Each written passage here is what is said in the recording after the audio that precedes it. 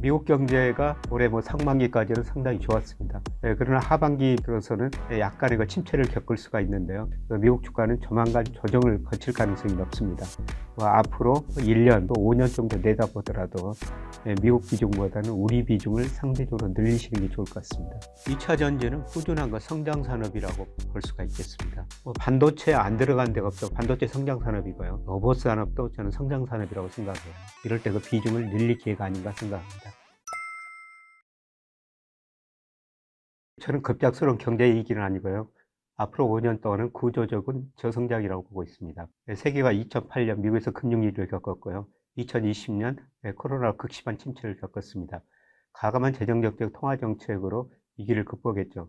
그러나 이 과정에서 미국 등 선진국은 정부 부채가 크게 늘었고요. 중국 등 신흥국 기업 부채가 많이 늘었습니다. 그리고 우리나라 같은 일부 국가들은 가계 부채가 늘어났습니다. 한마디로 부채에서 성장했다는 거죠. 그래서 각 경제 부채가 이렇게 많기 때문에 이게 과거처럼 정부가 돈을 쓸 수도 없고 가계 기업이 소비하고 투자를 늘릴 수도 없는 것입니다. 급격한 금융위기는 아닐 겁니다. 그러나 앞으로 5년은 과거 평균보다 낮은 성장을 할 수밖에 없고요. IMF, OECD, 세계은행 이런 각 기관들의 전망치 보면은 코로나 이전보다도 세계 경제 성장률이 앞으로 평균은 5년 정도 낮을 거라고 보고 있습니다. 그래서 구조적으로 급격한 경제 위기보다는 구조적 저성장에 가깝다 이렇게 볼 수가 있을 것 같습니다. 미국 경제가 올해 상반기까지는 상당히 좋았습니다. 그러나 하반기 들어서는 약간의 침체를 겪을 수가 있는데요. 그 주요한 이유는 소비가 감소할 것이기 때문입니다. 미국 GDP의 약 71%를 차지하고 있는 소비가 올 상반기까지는 상당히 좋았습니다. 그러나 소비가 계속 증가할 수가 없는데요. 물가를 올랐는데 임금은 덜 올랐기 때문에 미국의 실질 가처분 소득이 정체된 상태입니다. 그리고 미국 가계저축률이 많이 낮아졌어요. 작년에 연평균 3.7%입니다.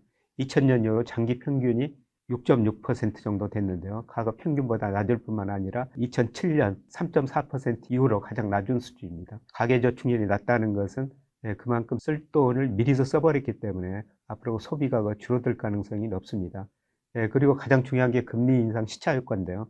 미국이 작년 3월부터 금리를 가감하게 인상했는데 금리 인상 시차 효과가 보통 12개월에서 18개월 사이에 집중적으로 나타나고 있습니다.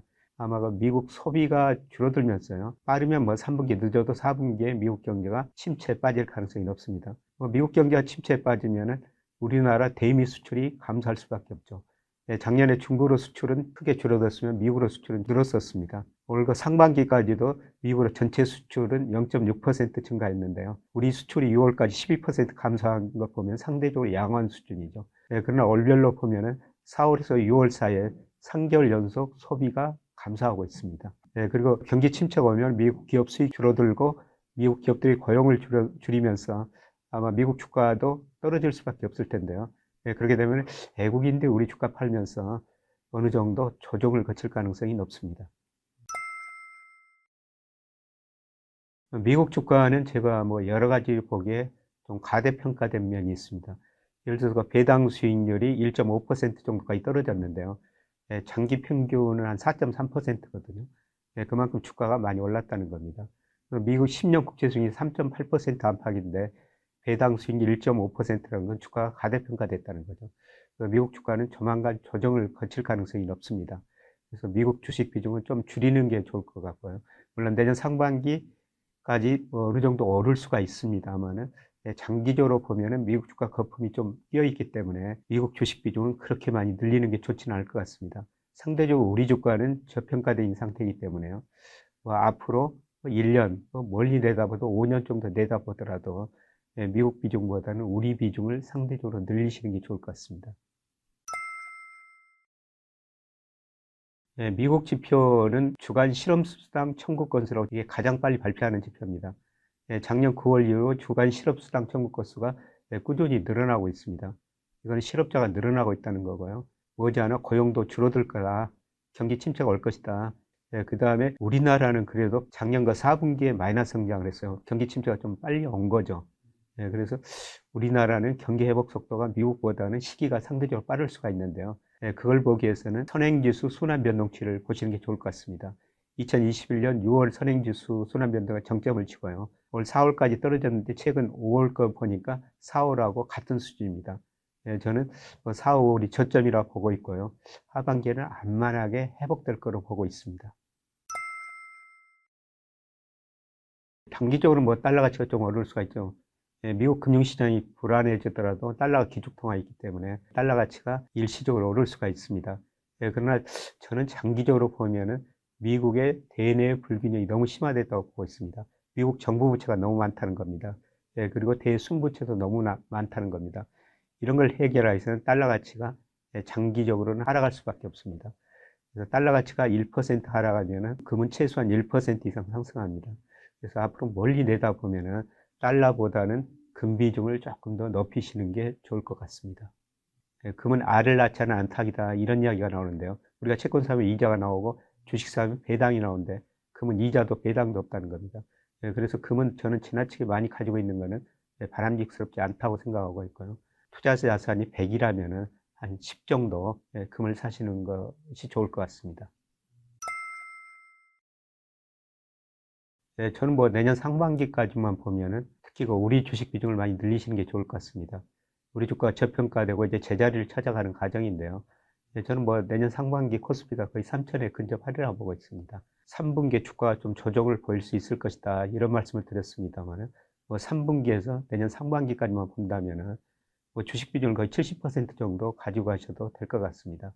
그러나 조금 더 멀리 내다보고 투자한다면은 채권도 투자해야 되죠. 금리가 최근에 약간 떨어졌다고 오르고 있습니다만은 장기적으로는 우리나라가 실질 잠재 성장이 계속 낮아지고 있기 때문에 금리도 낮아질 수밖에 없습니다. 그래서 이런 때 그 채권을 사셔도 좋을 것 같습니다.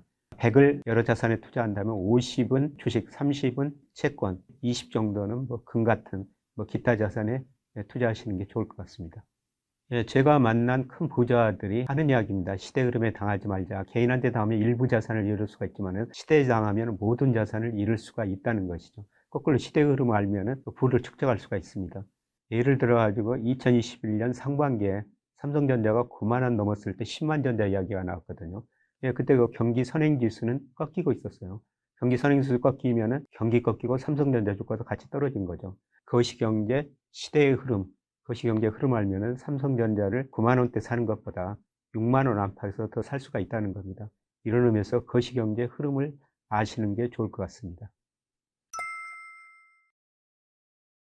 제가 올해 주가를 전망하면서 뭐 5월까지는 괜찮다. 근데 6월, 8월 사이에 약간의 조정을 거치고 4분기 이후로 다시 오른다. 이런 말씀을 드렸습니다만은 그 견해는 계속 유지하고 있습니다. 그래서 하반기 초반에는 약간의 그 조정을 거치더라도 이게 하락 추세로 전환하거나 그런 건 아니고요. 상승 추세에서 조정이라고 보고 있고요. 저는 뭐 올 연간 전체로 보면은 저점, 고점이 꾸준히 높아지는 과정이라고 보고 있습니다.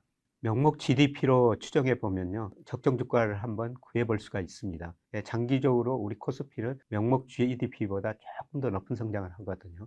그런데 올해 명목 GDP가 3% 정도 성장한다고 가정하면요. 물론 그 실질 GDP 1%, 물가 상승 2% 정도 고려한 겁니다. 그렇게 되면은 적정 코스피가 3천을 약간 넘습니다. 그래서 제가 이게 당장 뭐 3천 간다는 아니고요. 3천에 접근하는 과정이 전개될 거라는 겁니다. 가장 중요한 거는 아직도 주가가 저평가되어 있다는 겁니다. 2020년, 2021년에는 실제 주가가 적정 주가를 항상 넘어섰었어요. 그래서 주가 조정을 보일 수 있습니다. 주식 비중을 줄이시는 게 좋을 것 같습니다. 이런 말씀을 드렸는데 작년 말 기준으로 보면요. 우리 코스피가 명목 GDP로 추정한 적정 수준에 비해서 24%나 저평가됐죠. 시간이 가면은 물론 중간중간 조정은 거치겠죠. 결국은 3천 가는 과정이 전개될 것이다. 이렇게 보고 있습니다. 어떻든 명목 GDP 등으로 추정해 보면 올 연말 적정 주가 수준은 3천 정도 된다는 겁니다. 명목 GDP로 추정하면 우리 주가는 그 저평가되어 있다 이런 말씀을 드렸습니다만 미국의 경우는 마찬가지로 미국의 명목 GDP 3% 성장 가정하면은 미국 S&P 500 기준으로 3,530 정도 이 정도 나와요. 지금 뭐 4,400, 4,500 근처니까 미국 주가는 가대평가됐다고 보고 있습니다. 미국 거 종목별로 다르겠지만요. 전체 주가 지수는 좀 가대평가된 상태다. 결국 우리가 미국 주식도 할 수밖에 없는데요. 그런데 미국하고 우리나라하고 비중을 조절한다면 미국 비중은 다소 축소시키고 우리 비중을 늘리시는 게 좋을 것 같다는 겁니다. 이거는 단기적인 문제뿐만 아니라 앞으로 10년 동안 장기적으로도 그러리라 보고 있어요. 과거 통계를 보면 10년 단위로 우리 주가가 좋았다, 미국 주가가 좋았다, 이런 모습이 반복됐거든요. 1980년에서 89년까지 10년 우리 코스피가 월평균 수익률이 2%로 미국보다 거의 2배나 올랐었습니다. 이때 우리가 80년대 말에 3조 호황이라는 게 있었죠. 그 영향은 있었습니다. 그리고 90년에서 99년까지는 미국에서 정보통신혁명이 있으면서 미국 주가가 좋았고요. 그다음에 2000년에서 2009년 미국의 IT 거품 붕괴되면서 미국의 S&P 월평균 수익률이 마이너스 0.09%였습니다. 10년 동안 미국 주가가 제자리 걸음했다는 거죠. 그때는 우리 주가가 중국 때문에 많이 올랐고요. 2010년에서 2019년까지는 물론 미국이 돈을 많이 풀어가지고 미국 주가가 많이 올랐습니다. 그런데 앞으로 10년은 미국 주가는 지금 가대평가되어 있고 우리는 저평가되어 있기 때문에 상대적으로 우리 주가가 나으리라 보고 있고요. 우리 주가하고 미국 주가하고 상대 수익률에 가장 영향을 주는 게 달러 가치입니다. 달러 가치가 오를 때는 미국 주가가 많이 올랐고요. 달러 가치가 떨어질 때는 우리 주가가 상대적으로 좋았습니다. 저는 미국의 대내 불균형을 해소하는 과정에서 달러 가치는 장기적으로 하락할 것이다. 이런 의미에서 미국보다는 우리 주식 비중을 상대적으로 좀 늘리시는 게 좋을 것 같습니다. 2차 전지는 꾸준한 성장 산업이라고 볼 수가 있겠습니다. 전기차 침투율이 이제 10%거든요. 앞으로 90%가 남았다는 거죠. 전기차 수요 꾸준히 늘어나고요. 거기에 2차 전지가 들어갈 수밖에 없죠. 이런 의미에서 2차 전지는 장기적으로 성장 산업이니까 어느 때든지 일정 비율을 사서 가지고 기다리시는 게 좋을 것 같습니다. 그런데 6월, 8월에는 미국 주가뿐만 아니라 우리 주가도 주가 지수가 조정을 보일 것이다. 이럴 때 2차 전지 혼자만 따로 올라가 있기는 저는 힘들다고 보고 있습니다. 같이 조정을 보이기는 볼 텐데요. 이럴 때 비중을 늘릴 기회가 아닌가 생각합니다. 올해 우리 코스피 업종별 상승률을 보면요. 가장 상승률이 높은 게 운수장비, 전기전자였어요. 쉽게 말씀드리면 현대차, 삼성전자 이런 주가가 많이 올랐다는 거죠. 이런 주가는 경기 관련주라고 그럽니다. 그래서 이런 주가가 올랐다는 것은 우리 경기가 회복될 거라는 겁니다. 그래서 주가가 먼저 오르고 선행지수가 저점을 치고 안만하게 회복되고 빠르면 4분기, 늦어도 내년 상반기에는 우리 경제가 부분적으로 회복될 거라는 겁니다. 그래서 이런 시기에는 경기 관련 주식을 사야 된다는 거죠. 이런 것들이 경기 회복을 기대하고 최근에 너무 빠른 속도로 올랐죠. 어느 정도 추세에 접근해가는 과정에서 조정을 보일 수밖에 없습니다. 조정 보이고 나서도 올 4분기, 내년 상반기 오를 때 경기 관련주가 더 빠른 속도로 오르리라고 보고 있습니다. 반도체 안 들어간 데가 없죠. 반도체 성장 산업이고요. 로봇 산업도 저는 성장 산업이라고 생각해요. 인구 고령화에 더불어가지고 앞으로 로봇이 더 많은 일을 해주게 될 겁니다.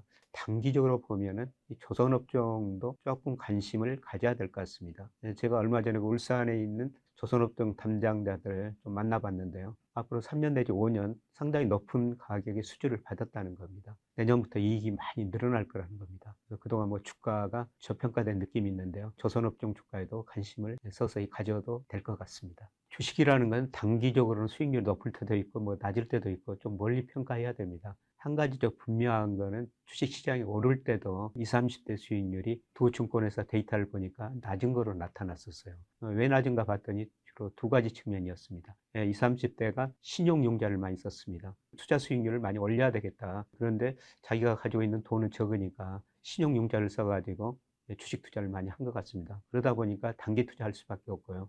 그 다음에 소수 종목에 너무 집중 투자하더라는 겁니다. 물론 그 종목이 맞으면은 수익률 높을 수가 있죠. 그런데 그 종목이 틀리는 경우도 있을 수 있지 않습니까? 그렇게 되면은 수익률이 급격히 낮아질 수가 있습니다. 그래서 종목 수를 최소한 저는 5개, 10개 이 정도는 하셔야 된다고 보고 있습니다. 조금 더 분산 투자하시고요. 조금 멀리 내다보고 투자하시는 게 좋을 것 같습니다.